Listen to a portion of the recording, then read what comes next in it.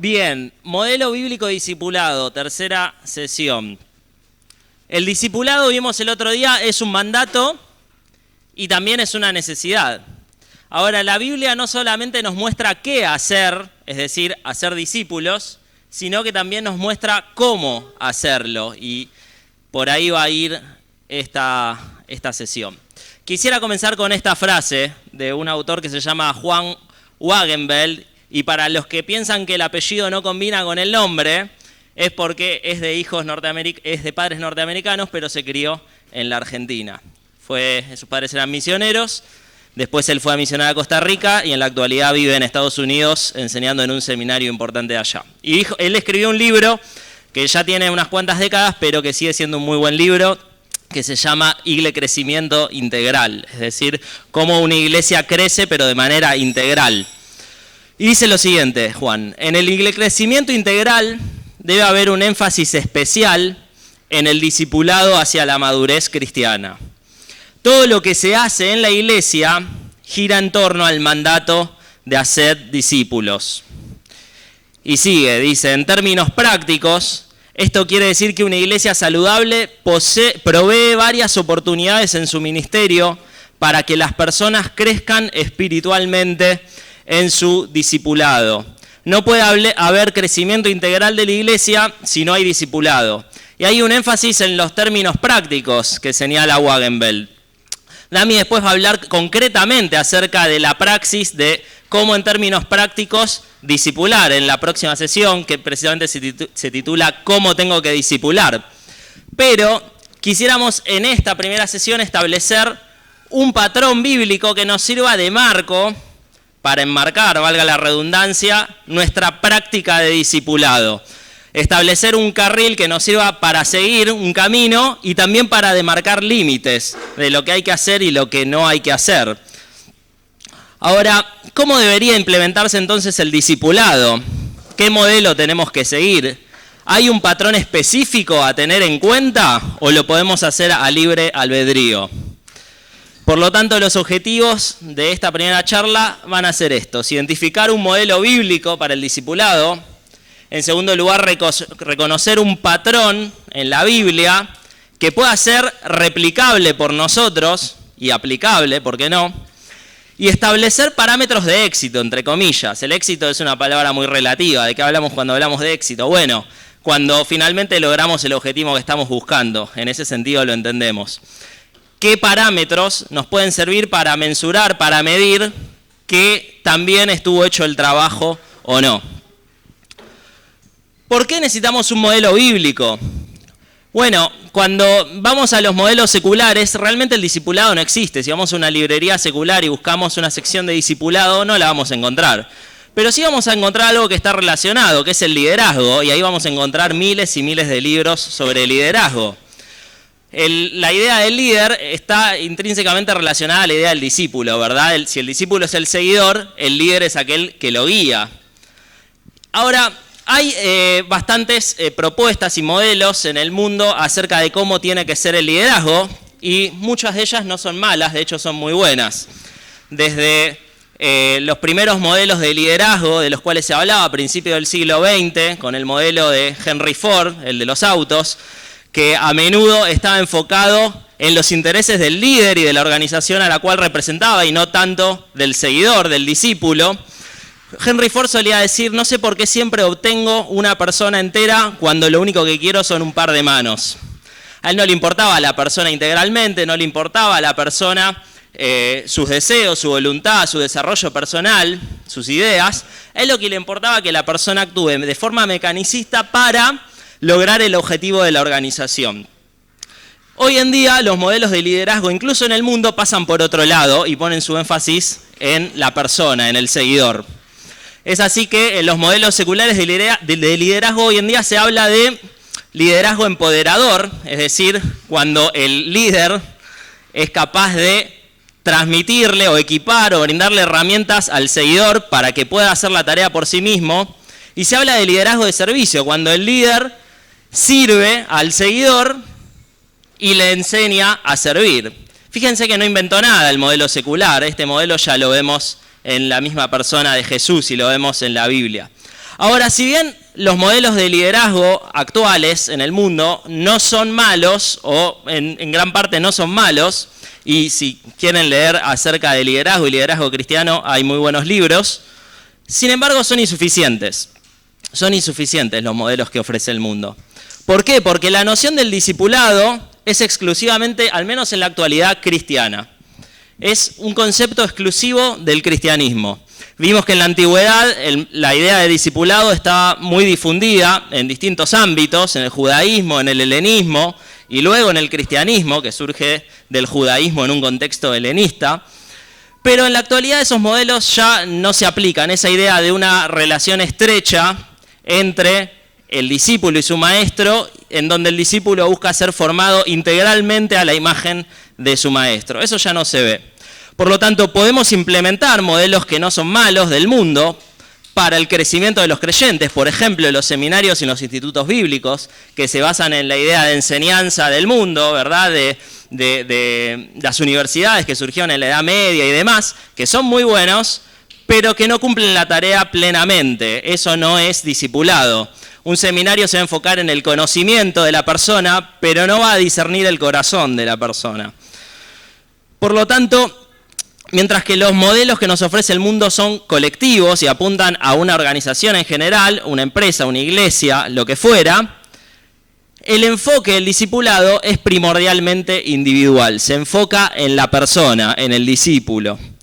Y los modelos, claramente, por antonomasia, encontramos en la Biblia, son los modelos de Jesús, fundador del cristianismo, y Pablo, mayor difusor del cristianismo. Y son ejemplares, y en estos modelos nos vamos a basar en el día de hoy. ¿Cómo se mide el éxito de un modelo de discipulado? Bueno, si el objetivo del discipulado es que el discípulo sea formado a la imagen del maestro, el éxito se va a medir en la medida en que los discípulos son transformados, y los discípulos de Jesús fueron transformados realmente. Él dejó una marca que fue indeleble en ellos y que perduró durante el resto de sus días. Ellos fueron moldeados a su imagen, aunque con imperfecciones. Fíjense lo que dice Hechos 4:13.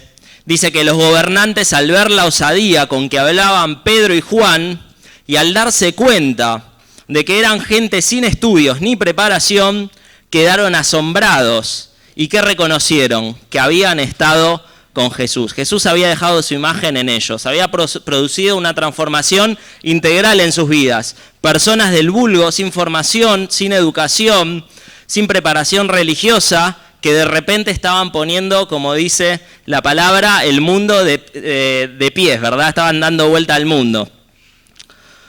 ¿Cuál fue la clave del modelo de Jesús? ¿Qué piensan ustedes? Bueno, creo que lo que piensan ya lo plasmaron, ¿verdad? En la nube. Pero si habría que definirlo de una manera bíblica, creo que la clave la encontramos en Marcos capítulo 3, versículo 14, donde dice que estableció a 12, ¿para qué? ¿Para enseñarles? ¿Para darles un curso de discipulado? No, para que estuvieran con él, para que le acompañen, para que estén al lado de él y aprendieran íntegramente de él, no solo en conocimiento, sino también en vivencia.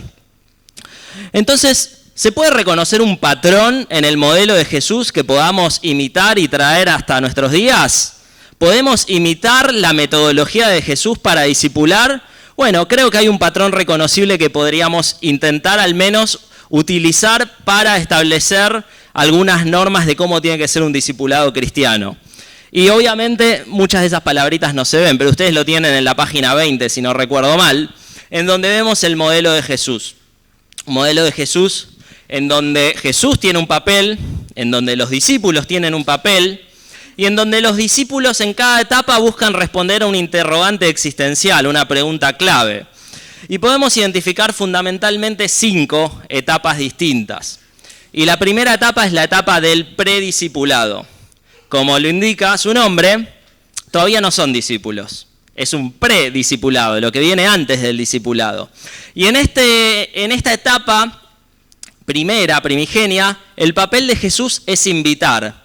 Dice que en Juan, cuando van los discípulos a verle, él les invita y le dice, vengan y vean, vengan y vean. Lo primero que le dice a algunos de los discípulos que atraídos por la predicación del Bautista que había dicho que era el Cordero que quitaba el pecado del mundo, van, se acercan a Jesús y Jesús los invita. Vengan y vean simplemente. Acá podemos ver que los discípulos están buscando algo.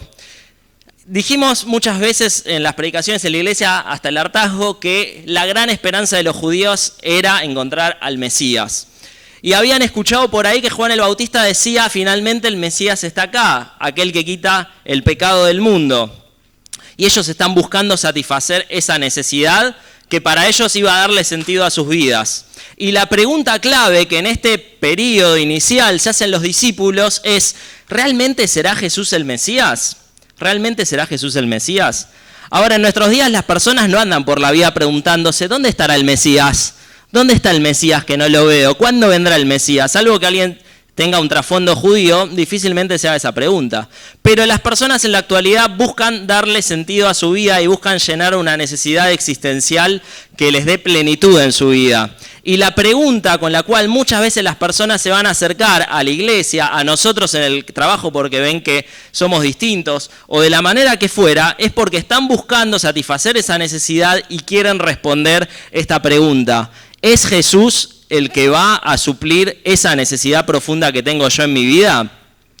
El discípulo, entre comillas, en esta etapa, en la etapa de prediscipulado, todavía no abrazó la fe, se está acercando, siente curiosidad y se pregunta si Jesús es la respuesta a sus preguntas. Ahora, esta etapa puede ser propiciada, es decir, puede ser motivada, puede ser inducida por nosotros. Y muchas veces el discípulo puede alcanzar la fe en el proceso. El otro día decía, cuando vino Adrián de la Cruz, que normalmente nuestra idea, vieron que él allá decía que no se llaman cristianos, sino que se llaman discípulos, seguidores de Jesús en Marruecos. Y la idea a veces que nosotros tenemos es discipular luego de una manifestación de fe. Y él decía, he aprendido con la práctica y la experiencia que a veces la persona alcanza la fe cuando se comienza un proceso de discipulado. La persona demuestra cierto interés y ese interés es aprovechado para que se le explique el Evangelio y se le enseñe lo que es ser un seguidor de Jesús. Así ocurrió con los discípulos. Sintieron curiosidad y Jesús los invitó, vengan y vean. Y finalmente ya sabemos lo que pasó. Ahora, vemos que incluso en el caso de los discípulos, la fe no fue entendida desde un comienzo. Entendieron el Evangelio luego de que Jesús los llamara a seguirle. Y en algunos casos podríamos decir que bastante tiempo después de que Jesús los llamara a seguirle. Creo que, por ejemplo, la conversión o finalmente el entendimiento de Pedro del Evangelio se da en lo que solemos llamar la confesión de Pedro, ¿verdad? Después de la alimentación de los 5.000, cuando Jesús los confronta y le dice a la multitud, ustedes me siguen por este pan físico, pero yo les quiero dar el pan espiritual que permanece para vida eterna. Y la gente empieza a irse y le pregunta a los discípulos, ¿quién dice la gente que soy yo? ¿Y quiénes dicen ustedes que soy yo? Y Pedro dice, tú eres el Cristo, el Hijo del Dios viviente. Pedro entendió el Evangelio. Y Jesús le dice, bendito eres Simón Pedro, porque no te lo ha revelado carne ni sangre, sino mi Padre que está en los cielos. Ahí vemos que se produjo el milagro de la conversión luego de un tiempo de discipulado, de un tiempo de seguimiento. Luego de esta etapa, que no depende de nosotros más que en mostrar el Evangelio, porque finalmente la obra, como en el caso de Pedro, el apóstol, la hizo Dios, viene la etapa en la cual la persona ya sí se podría denominar discípulo. Y la etapa esta se caracteriza porque el discipulador o el maestro tiene que ser un ejemplo vivo. Una de las palabras que ganó en la encuesta anterior, ¿verdad? El papel de Jesús en esta etapa, o el papel del discipulador, si lo queremos generalizar, es dar un ejemplo vivo. ¿A qué nos referimos con vivo? Con su manera de vivir. Con su manera de vivir. Las 24 horas, los 7 días de la semana. Da un ejemplo que pueda imitar el discípulo. ¿Cuál es el papel de los discípulos en esta etapa también bastante primera? Es observar e imitar. El discípulo observa e imita.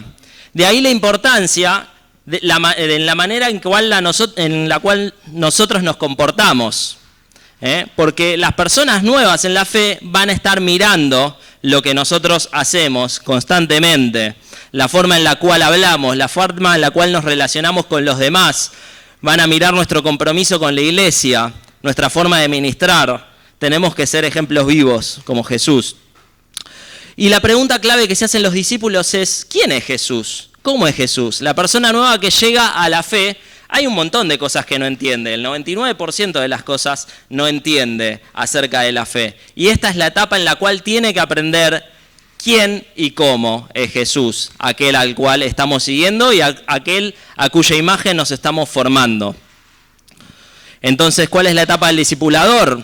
Mostrar quién y cómo es Jesús. Lo mostramos desde la enseñanza y desde nuestra vivencia. Lo mostramos en nuestra vida, debemos ser un canal que refleje a Jesús y debemos también enseñarle lo que la Biblia dice acerca de Jesús y de la voluntad de Dios en general. Hay un énfasis en el obrar del discipulador. Si nosotros leemos el Evangelio de Marcos, los primeros capítulos, vamos a ver que se nos muestra a Jesús haciendo todo el tiempo, haciendo cosas. Los discípulos ni aparecen prácticamente. Los discípulos estaban ahí observando, pero Jesús hacía, y luego ellos aprenderían de ese hacer de Jesús y lo replicarían. El discipulador, en este caso Jesús, atraía magnéticamente a sus discípulos. Había algo distinto, algo que se diferenciaba en su vida, que hacía que las personas quisieran ser como él. Lo veían como un ejemplo a seguir. Y yo me pregunto si nosotros vivimos vidas que la gente quisiera seguir. A veces quizás querríamos decirle a una persona, vení a la iglesia, te va a hacer bien, Dios va a cambiar tu vida. Y quizás la persona se pregunta por dentro, ¿a cambiar mi vida para que se parezca a la tuya? No, gracias, me quedo en casa el domingo.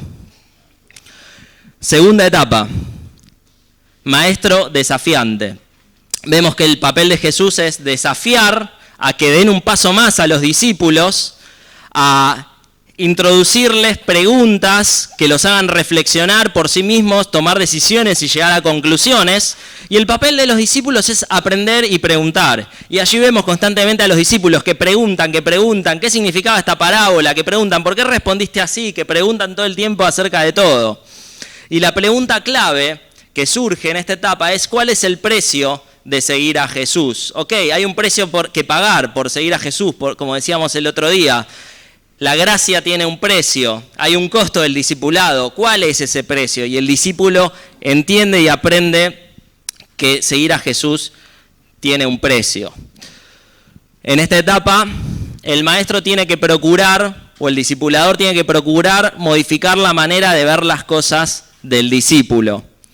El discípulo va a tener que aceptar el precio, el costo del discipulado, y se tiene que producir un cambio de cosmovisión. Las personas llegan al cristianismo, llegan a la fe, con una cosmovisión secular completamente errada, con un orden de prioridades completamente alterado de acuerdo a lo que Dios espera del hombre y a los propósitos que Dios tiene para la vida del hombre.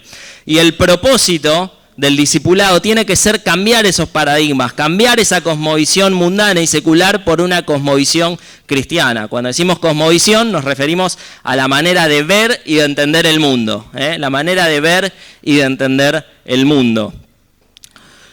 Para esto, el maestro, y lo vemos en el ministerio de Jesús, aprovecha las situaciones cotidianas. Cada situación cotidiana que se le presentaba a Jesús, con los fariseos, con los escribas, con los saduceos, con quien fuera, con los samaritanos, era aprovechada para darle una enseñanza a los discípulos.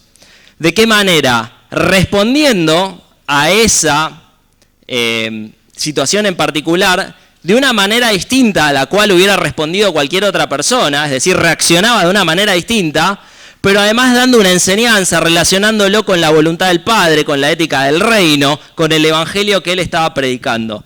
Las situaciones cotidianas tienen que ser aprovechadas por el discipulador para dar una enseñanza bíblica y con esas situaciones cotidianas ir moldeando esa nueva cosmovisión cristiana. Se reemplazan ideas mal concebidas que apareja a la gente, no sé si apareja, que trae la gente ya de su vida anterior.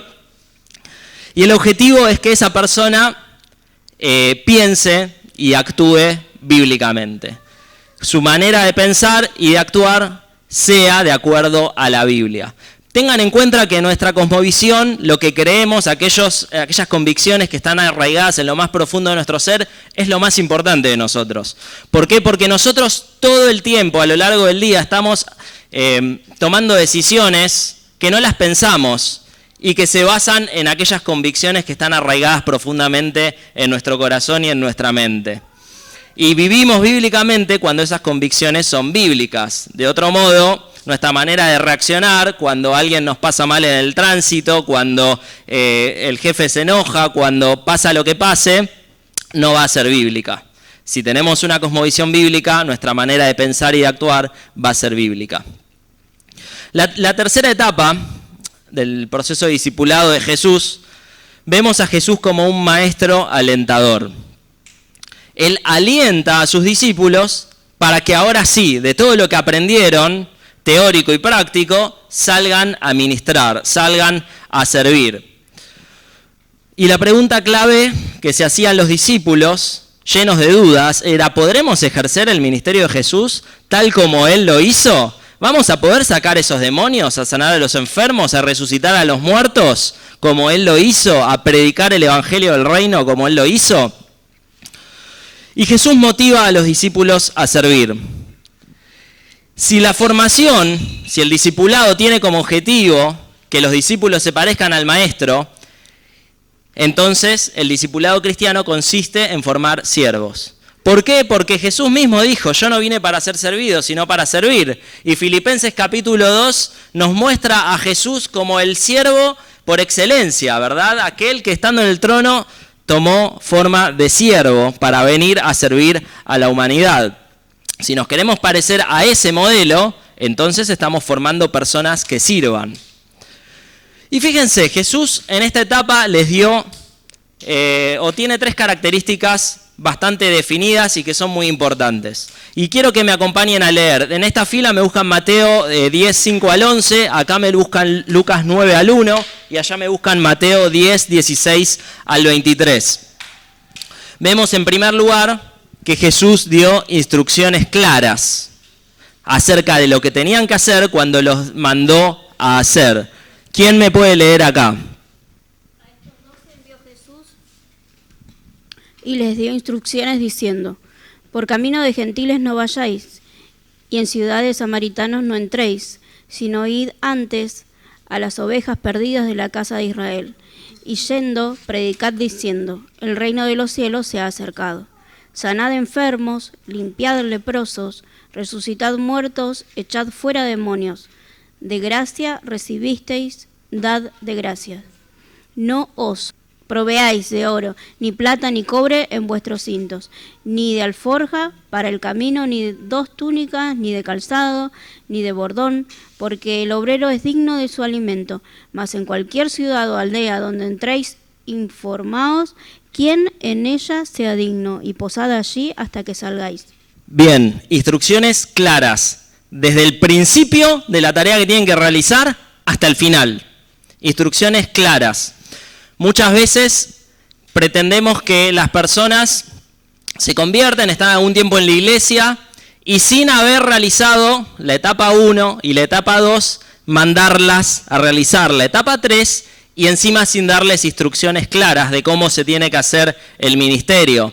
Y el resultado, ¿cuál es? Que esa persona quedó expuesta a hacer algo que no estaba preparada para hacer, para la cual no fue preparada. Y decimos: qué fracaso este muchacho.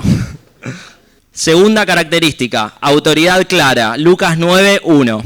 Habiendo reunido a sus 12 discípulos, les dio poder y autoridad sobre todos los demonios y para sanar enfermedades. Bien, Lucas ahí está relatando la misma historia que vimos en Mateo cuando Jesús manda a misionar a sus discípulos, pero agrega este detalle, que les dio autoridad, les dio potestad. La misma autoridad que tenía Jesús se la delegó a ellos. Y esta es una etapa en la cual Jesús responsabilizaba y le daba la capacidad de tomar decisiones a sus discípulos. Esto lo podía hacer porque le dio instrucciones claras y porque ellos habían aprendido de él en las etapas iniciales y habían solventado sus dudas por medio de la enseñanza de Jesús.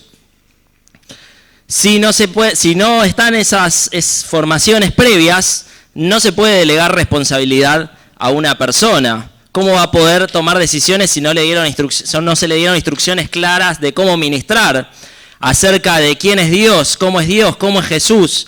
Y si no se le mostró mediante el ejemplo cómo hacerlo. Y finalmente, expectativas claras. Mateo 10, 16 al 23. Miren, los envío como ovejas en medio de lobos. Por lo tanto, sean astutos como serpientes e inofensivos como palomas.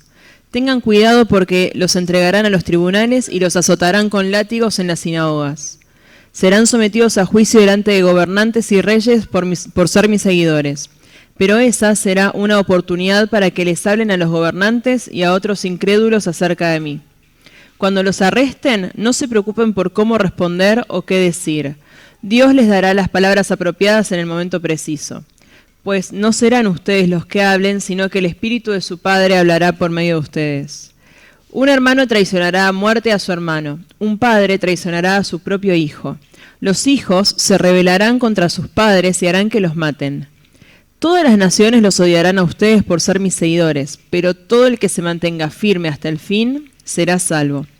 Cuando los persigan en una ciudad, huyan a la siguiente. Les digo la verdad, el Hijo del Hombre regresará antes de que hayan llegado a todas las ciudades de Israel. Bien, Jesús no solamente les dijo qué tenían que hacer, no solo les dio potestad, autoridad y responsabilidad, sino que les dijo qué tenían que esperar. Y les tiró todas las pálidas, por decirlo de una manera, ¿verdad? Y les dijo, miren, ustedes no vayan acá con algo idealizado, porque lo que les va a pasar es esto, es esto, es esto y es esto. Les dio expectativas claras. ¿Para qué? Para que cuando viniera la adversidad no se sintieran un fracaso. Entonces, les dijo qué esperar acerca del ministerio. Y a veces también debiéramos hacer esto nosotros, ¿verdad? Decirle a las personas, cuando emprenden una responsabilidad y un ministerio, decirle qué tienen que esperar. Mira, va a haber días en los cuales no vas a querer, no vas a tener fuerzas, pero lo vas a tener que hacer. Ahí está la responsabilidad. Va a haber días en los cuales va a haber mucha lluvia, pero igualmente lo vas a tener que hacer. Va a demandar mucho tiempo de vos, pero igualmente lo vas a tener que hacer. Posiblemente inviertas en muchas personas y ninguna responda afirmativamente.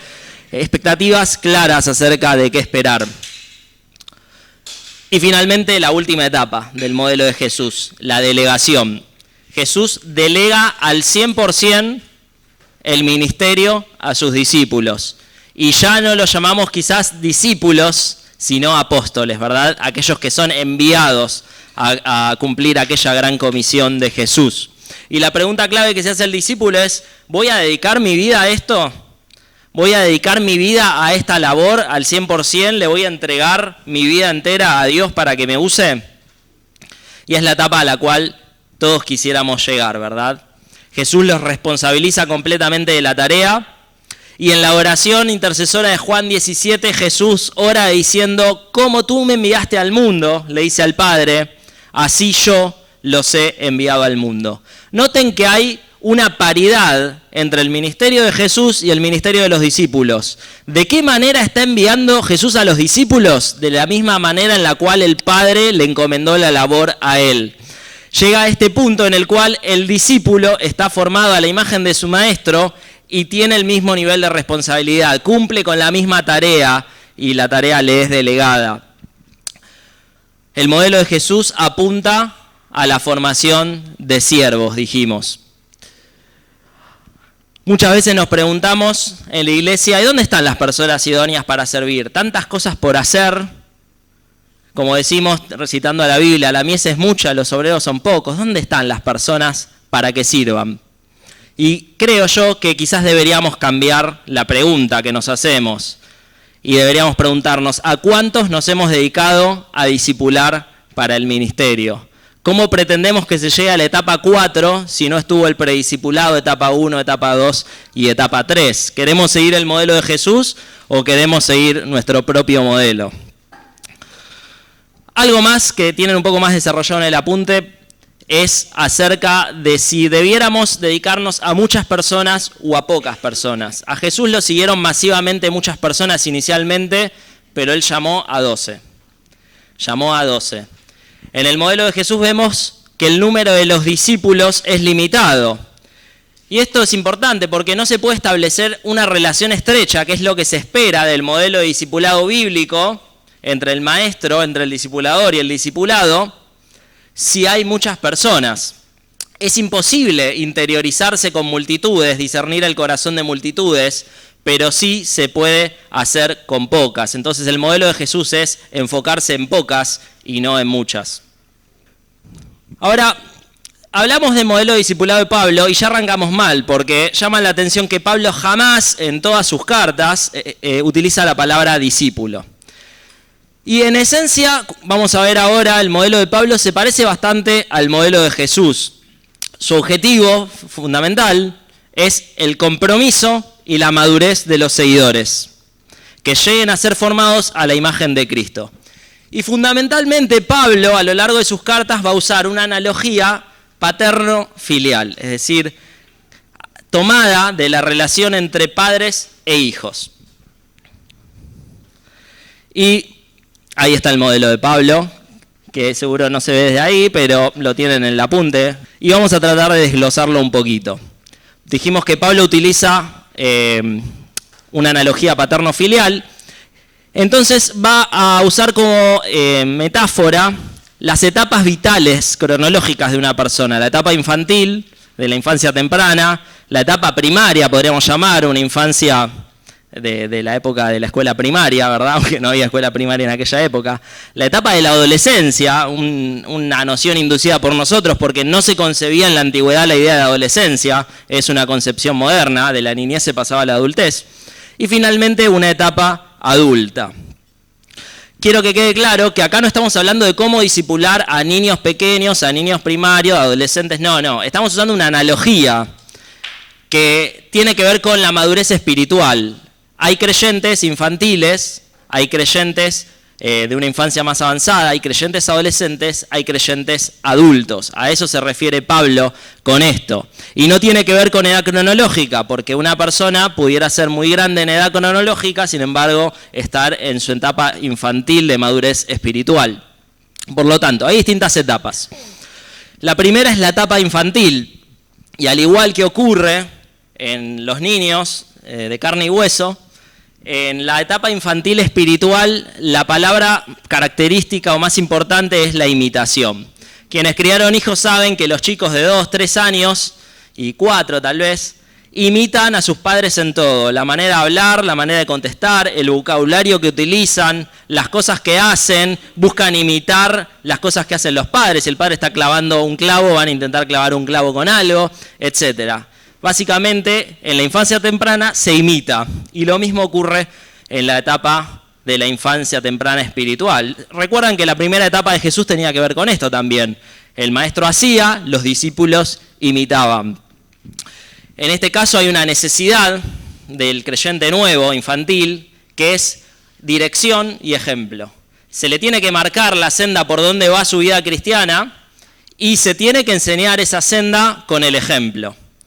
Vemos el rol del discípulo, que es la imitación, y vemos el rol del Pablo, del discipulador, que es servir de modelo, muy parecido a la de Jesús. Y vemos allí en 1 Corintios capítulo 1, versículo 11. Hay muchos lugares en donde Pablo utiliza esta expresión, pero elegí la de Corintios porque los corintios eran infantiles. Dice, sed imitadores de mí, así como yo de Cristo. Sed imitadores de mí como yo de Cristo. Miren, acá está el modelo del cual tienen que aprender. Este es el modelo que tienen que seguir, Cristo, y lo van a ver reflejado en mi vida. Luego viene la etapa primaria, que es una etapa de identificación. Vieron que cuando los chicos están en esa etapa antes de la preadolescencia, ven a los padres como sus modelos, como sus héroes, como aquellos que quieren ser, se identifican con ellos, y por ese lado va esta etapa.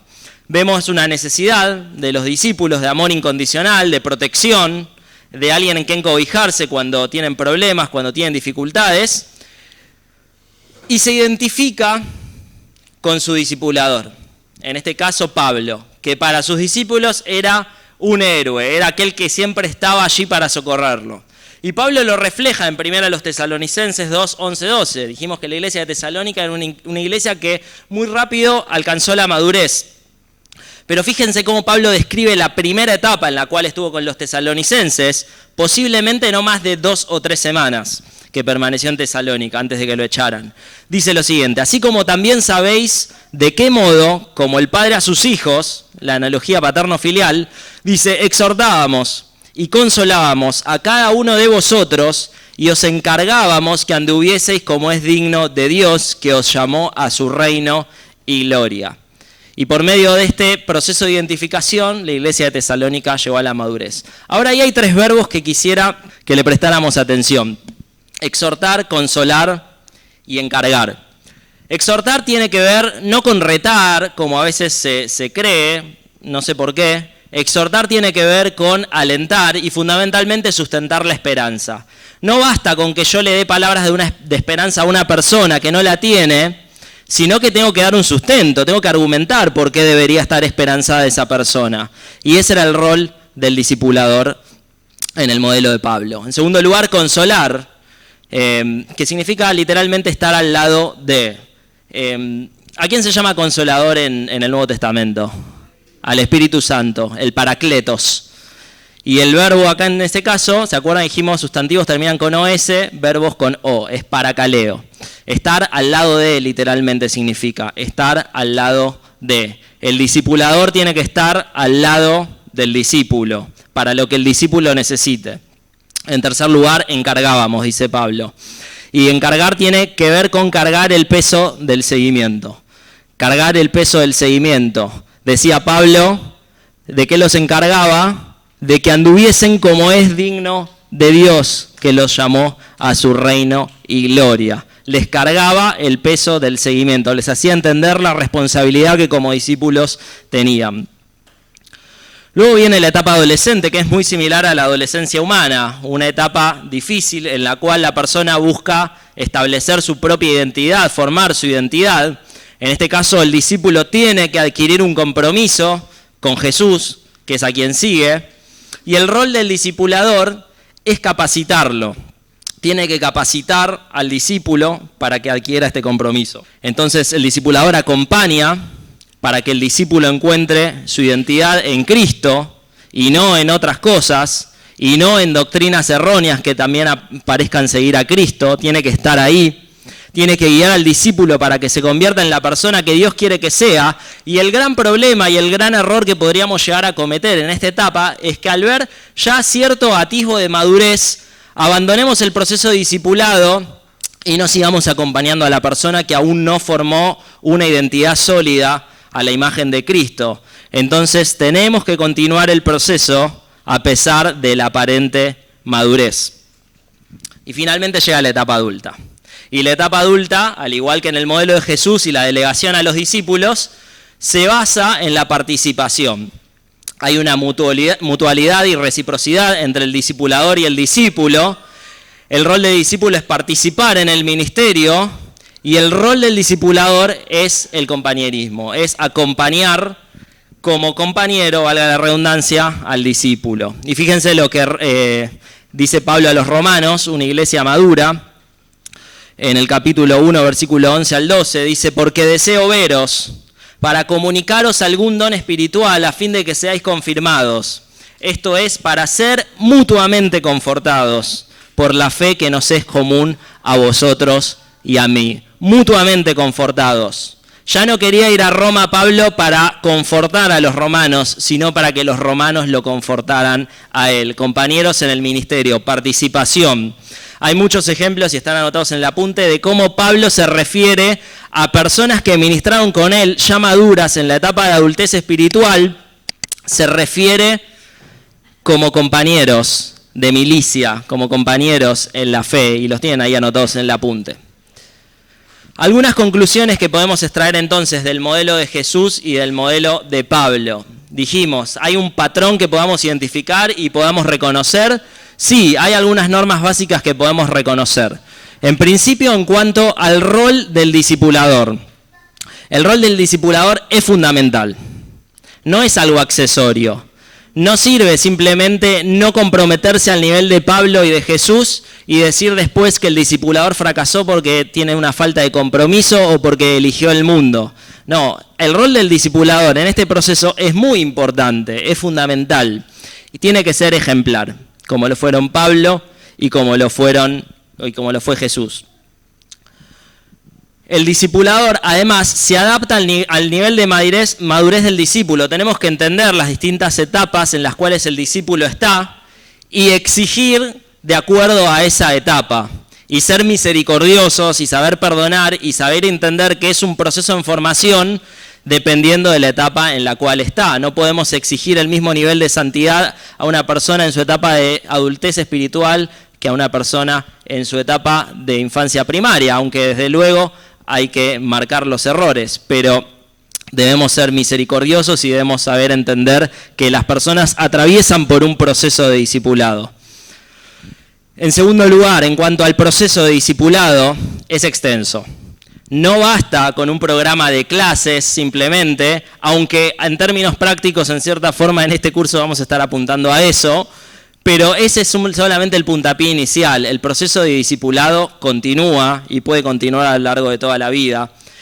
El proceso de discipulado es progresivo, como decíamos recién y como vimos en el modelo de Jesús y de Pablo, va progresando en sus etapas y no deben saltearse estas etapas. Como señalábamos en el modelo de Jesús, no se puede ir a la etapa 3, mandar a ministrar, cuando no estuvo la etapa 1, donde se vivenció ejemplarmente y se aprendió de manera ejemplar del discipulador y donde se solventaron las dudas acerca de quién es Jesús.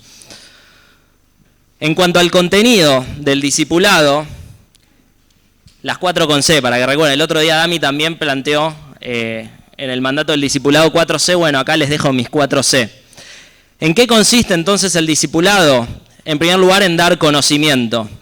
Consiste en un eslabón doctrinal. En la primera etapa del discipulado, diría yo, tiene que ver con esto. ¿Qué tipo de conocimiento se le da al discípulo? Conocimiento fundamentalmente soteriológico, es decir, ligado a la salvación. ¿Qué significa ser un cristiano? ¿Qué significa ser salvado? ¿Cómo soy salvo? Y conocimiento más general en cuanto a la fe cristiana. ¿Qué creemos? ¿Qué esperamos? No tiene que ser algo muy profundo, pero los elementos básicos de la fe cristiana no pueden faltar.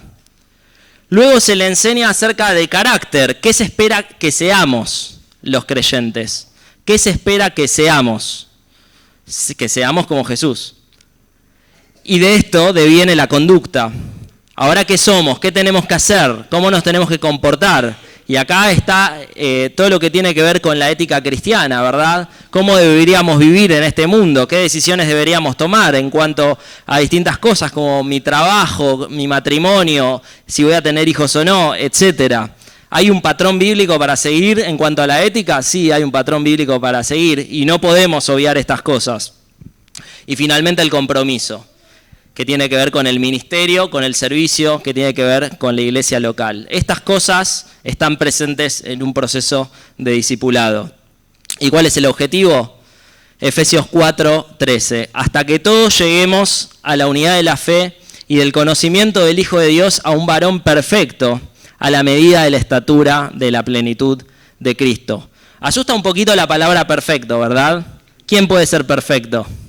Pero Jesús también lo dice en el Sermón del Monte: sean perfectos como vuestro Padre que está en los cielos es perfecto. Y ahí la palabrita que se usa es una palabrita que quizás no está del todo bien traducida al decir perfecto, la palabra teleios, que tiene que ver con una vida de integridad, una vida plena. Hay Biblias que lo traducen como completo. Una persona que finalmente está completa porque tiene una vida en la cual todos los aspectos que la conforman fueron moldeados de alguna manera a la imagen de Cristo. Y ese es el objetivo del discipulado y hacia ahí queremos llegar. Y no podemos tomar atajos, no podemos tomar caminos fáciles, debemos seguir un modelo bíblico progresivo como el de Jesús y como el de Pablo.